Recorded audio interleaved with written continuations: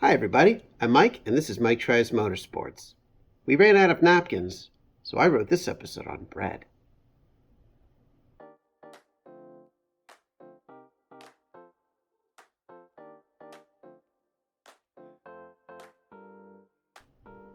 On today's episode, we're going to explore the use of Engine Restore Oil Additive as a means of restoring some of the lost performance in the Audi's engine. I'm going to send it right up to Garage Studio Mike, who's going to take over from there. Garage Studio Mike? We're here inside the Audi with the engine running and idling. I wanted to bring the engine up to temperature before I run the compression check. That way everything's warm, that way it's in the state that you would typically be driving it in. I think that warming it up is the best way to do a compression check, so that's what we're going to do. I don't know if I'll wait for it to fully come up to operating temperature. The cylinders probably need to be warm. I don't know if the coolant has to be up to operating temperature, but I may as well give it its best chance. There's a second thing I wanted to do while I have the car running here. I have Nefarious Motorsports Nefmoto program open here, and the car is connected just through a standard USB to OBD2 cable. I wanted to clear the trouble codes because I had one that was for a cylinder 3 misfire that I believe was caused by the coil on cylinder 3 not being plugged into the harness properly. I kind of broke the clip that holds the harness connector onto the ignition coil, and I'll show you that later. But that was causing a misfire, and I wanted to clear the codes out. I also swapped the ignition coils on 2 and 3 to see if the problem moves to cylinder 2, if it doesn't go away at all. And then it'll give me some more information. If I suddenly find myself with a cylinder 2 misfire, then I know I might have damaged the coil. If it remains and it's a cylinder 3 misfire, then I know I damaged the harness on the engine harness. If the issue goes away, then it might have just been that I needed to unplug it and simply plug it back in. So once the engine comes up to operating temperature here, I will shut it off. I will pull the fuel pump fuse, and I'll restart the engine and let the fuel pressure drop out. And then we will get out, pull 1 or 2 of the spark plugs out, and see what kind of compression we have. It looks like the car is now up to temperature, or darn well close to it. That's good enough for what we're trying to do today. I'm going to shut it off, pull the fuel pump fuse, and then restart it, and the car should just stall after running for a few seconds. So let's try that now.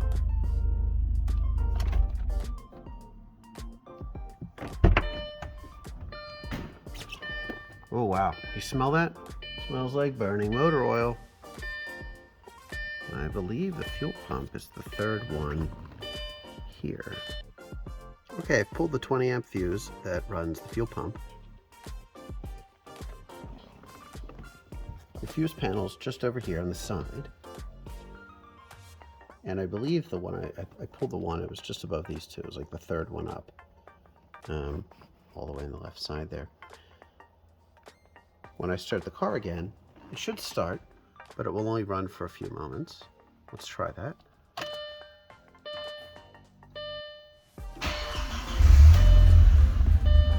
And it's running poorly, and now she's off. Try it one more time. Okay, we should not be getting fuel into the engine. Here's the tool we're going to use today. This is a Pittsburgh compression tester. There are a lot of brands of these. This is the one I have access to. Thanks, Dad. And I'll show you how it works. Here's your instruction manual. You have 2 parts here. The first part is the pressure gauge. It goes up to 300 psi.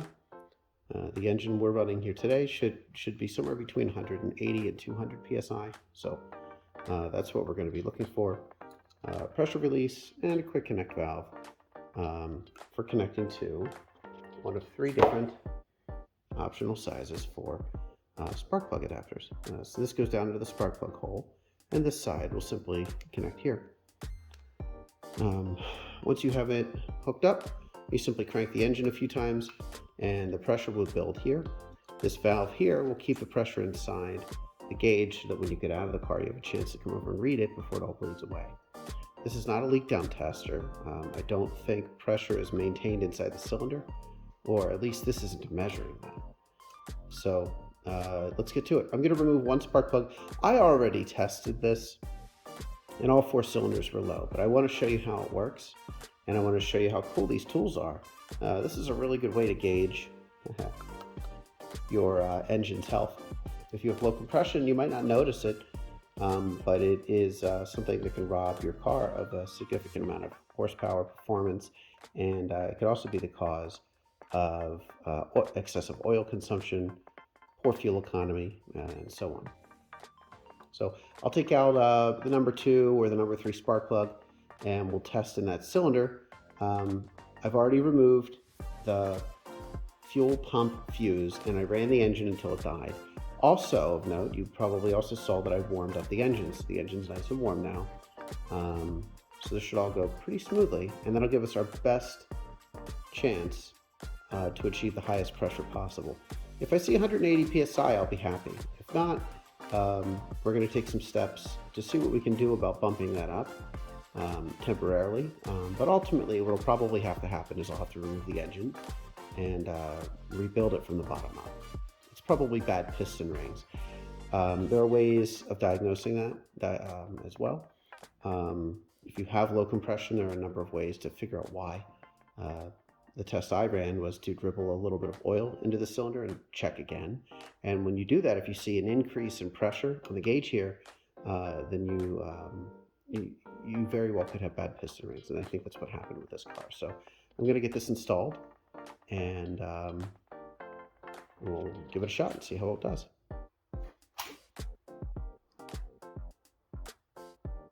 There's the plug. It looks good. These things are great, by the way. This is not an endorsement of Milwaukee or anyone in particular, but these electric ratchets are fantastic. Okay. So I'm going to take the threaded end of this. It's got an O-ring on it. You don't need to use any tools to insert this. You just thread it in by hand. Oh. How do I know which size to use? Do I have the right one?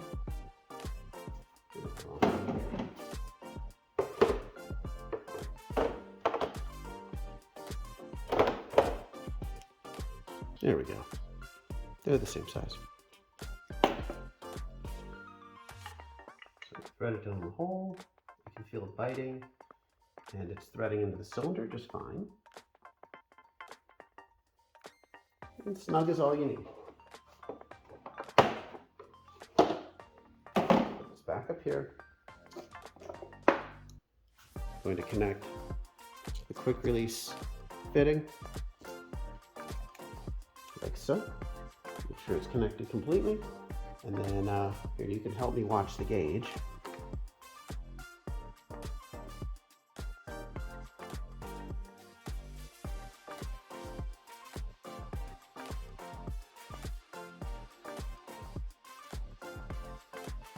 Just wedge it down there.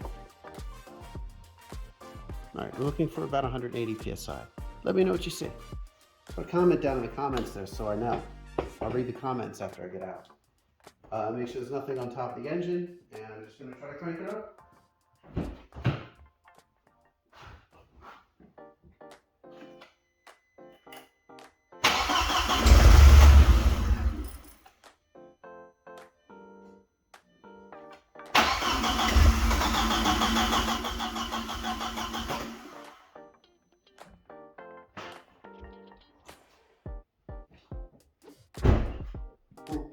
It probably should not have fired like that. I'll pretend that didn't happen. Oh, look at that, 120 psi. That is not good. So I think this engine needs to be rebuilt. Let's try it one more time. Hopefully this time it doesn't try to light off.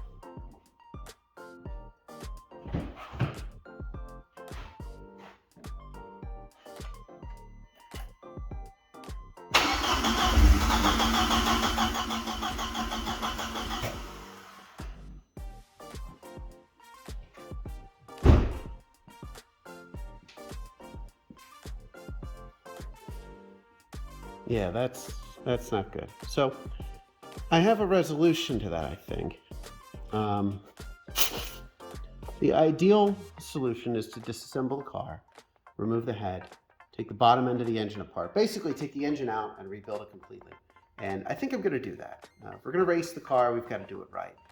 The other solution is to try one of those engine restore in a bottle type solutions. And I have one that I think I'm just going to try out just to see how it works. Let me go get it. Here's the product I'm going to use to try to temporarily boost the engine's performance a bit.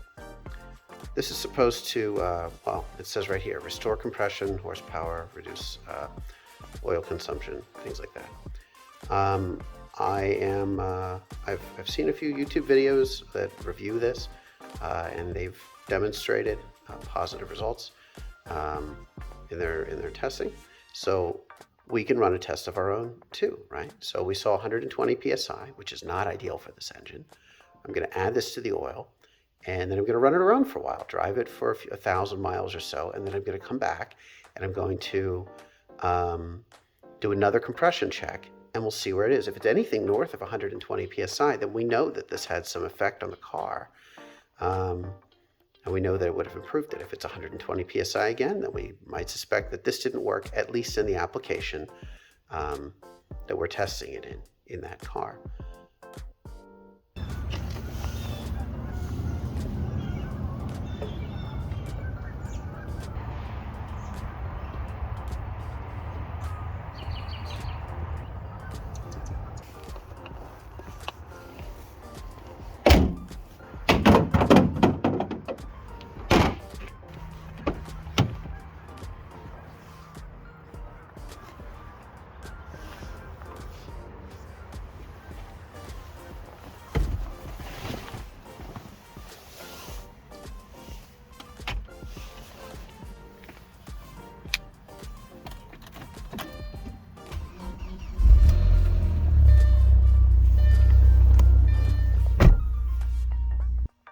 The scene you just saw was me adding the engine restore to the engine oil. That was actually filmed a couple of weeks ago, and I've since driven the car a few hundred miles. I've driven it to work a couple of times, and that involved long stretches at cruising speed on the highways, and I've driven it around town a little bit as well. My lights appear to be flickering. That's weird. Anyway, so hopefully the engine restore has had time to make its deposits of embedded materials into the piston rings or whatever it does to actually rejuvenate the engine, and hopefully we've had some results here. So I'm going to go ahead and remove the same spark plug we tested in the last, in the earlier part of this video, the number 2 spark plug. I should be able to test all 4 of them and get similar results. Maybe we'll do that. I think that if we see results in the number 2 cylinder, I'll definitely want to check the other 3 because I think it would be encouraging. I'm not really sure what to expect. I haven't actually looked at it since before we added the engine restore, so we'll all be learning this together. What I'll do is I'll take that plug out, I'll plug in the compression tester, and I'll crank the engine over a couple of times. I have disabled the fuel pump by removing the fuel pump fuse, and I tried to run the engine with the fuel pump disabled to try to clear out all the fuel from lines. I've also removed all of the coils from the harness.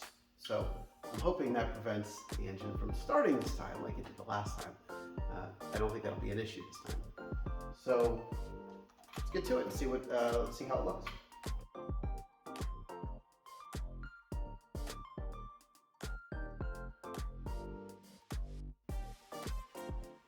Maybe someone with a more mechanical, a better mind for tuning than I have can tell me what the spark plug, how the spark plug looks. I'm never really good at diagnosing engines by looking at the plugs. It's not covered in oil, and that's encouraging. We'll just set this aside for now.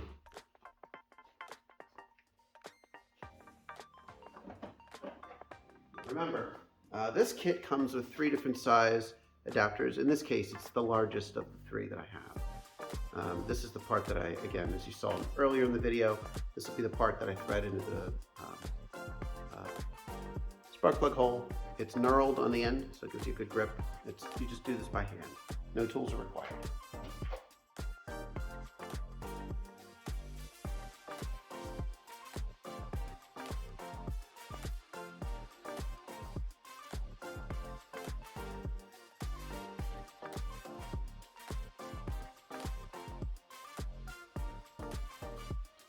All right, that looks visible.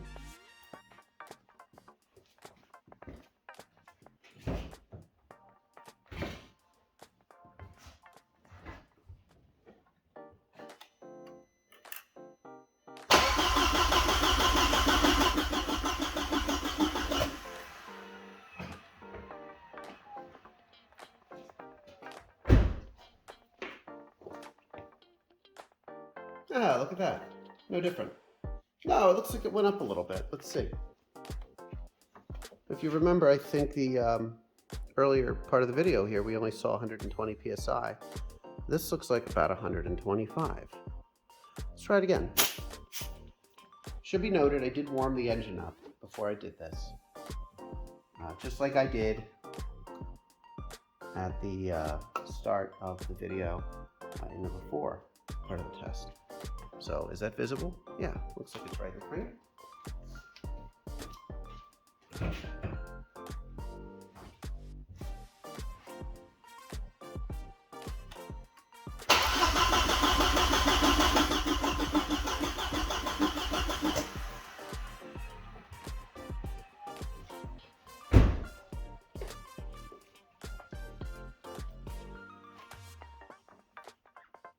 Huh. You know, that actually looks like almost 130 psi.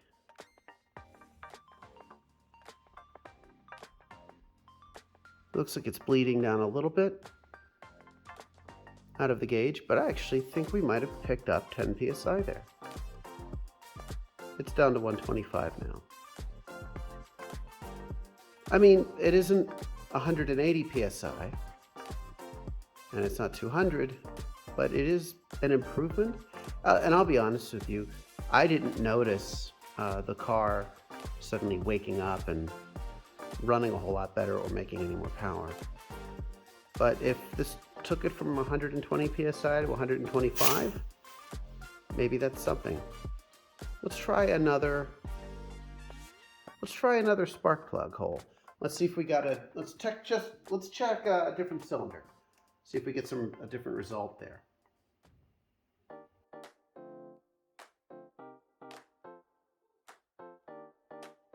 Learn from my pain. Always thread your spark plugs in by hand first.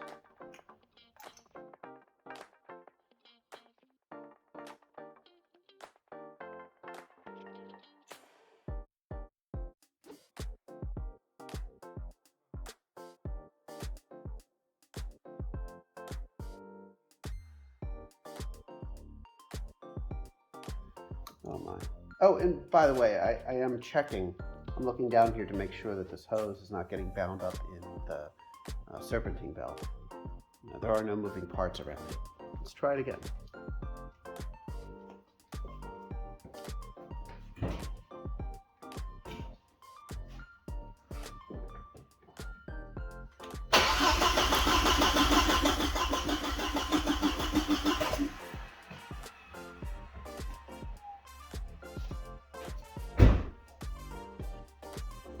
Hey, look at that. That's only 120 psi. That's not great. Right at 120.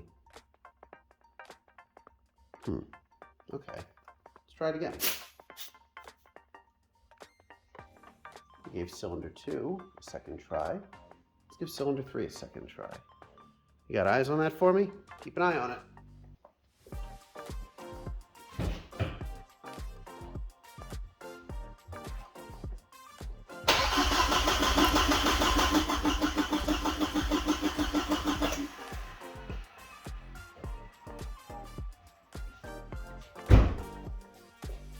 Best shot I could there. at that. No different. A little bit. Maybe 125. And maybe, who knows? I'll go back and I'll review the camera footage here. Maybe this leaks down really quickly from 130 to 120 PSI. I doubt that, though.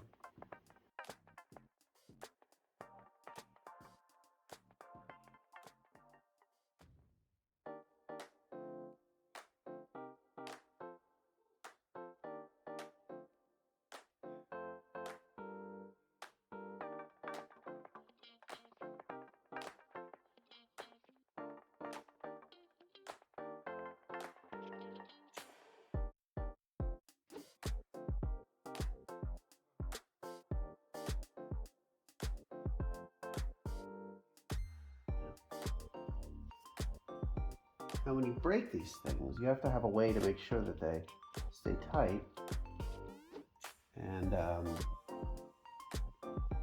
don't fall out and don't, you know, work their way off of the coil. So I just use wire ties. These things are great. Zip ties, wire ties, not really sure what the appropriate term is.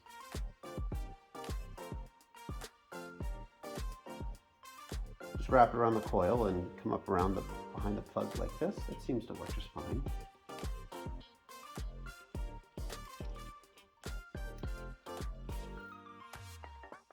It doesn't have to be insanely tight, it just has to hold it in place and not stretch. That's good.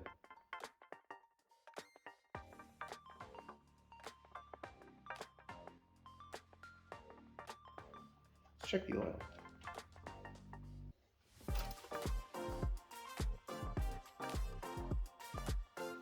Oh man, this was full when I added the engine restore a few hundred miles ago. It's not looking great. Doesn't look like we've stopped the oil consumption. Camera's trying to focus. I mean, yeah, that's not great. So we'll see if that oil consumption gets better or worse over time. That's another thing we can test. So does engine restore work? I think that the results that we got during this test are within the margin of error, sort of within the noise. Saying that we went from a little less than 125 PSI in one cylinder to a little bit more than 125 PSI. We might have seen a 5 or 6 PSI improvement in cylinder 2 with the use of the product. But we might have also been seeing slightly different results. It's a little bit warmer in the garage today because I ran a heater and it's not as cold outside. The car had been sitting for a couple of days here. Maybe it sat longer when we tested it initially. Who knows? I'm not really sure how to explain the difference. I would say that it would be more definitive if we saw results in the 130, 40, or 50 PSI range, but we are definitely not there. And checking cylinder 3, I saw no change. It was only 120 PSI. I believe that's what I had gotten when I had tested this originally. So I don't think it worked in my application. It doesn't mean it won't work in your application. So if you're on the border between replacing or repairing your engine, you know, with a full engine rebuild, or not, you're not sure whether you want to try that, this might be one last thing to try before you decide to take the engine out and spend a lot of money doing that. I think in our case with this car, especially because it's going to be, this car lives a hard life. It will see more track time, and ideally it will become a you know, full-fledged race car. And if that's going to be the case, I'm going to have to take the engine out and rebuild it and do it right. But if this was a commuter and I was just trying to get a few more months out of it or a few more years out of it before I replaced it, the engine restore might be worth the try.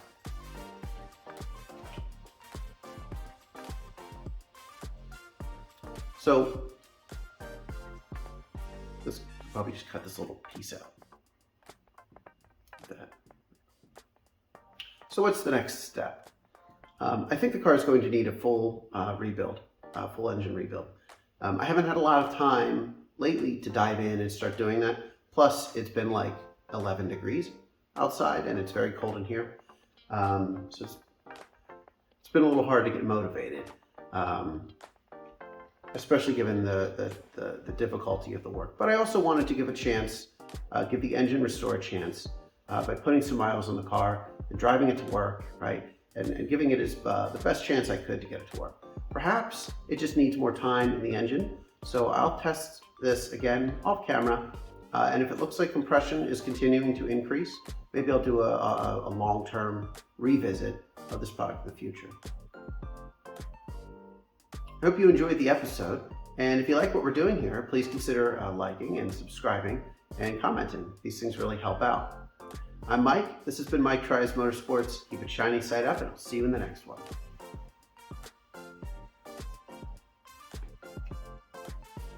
There's supposed to be a card here again. I think we forgot to put the card and play the music and play it out.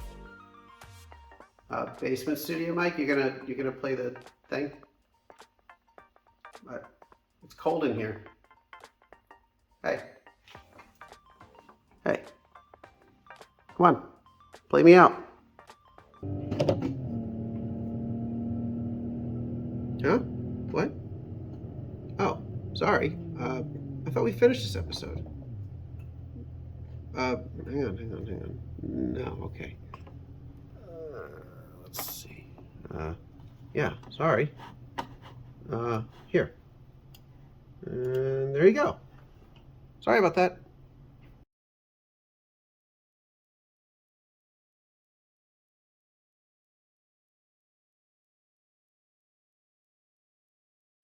That was actually a couple of weeks ago, and I've driven the car a few hundred miles since then.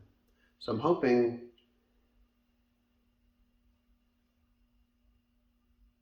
my lights are flickering, and I don't know why.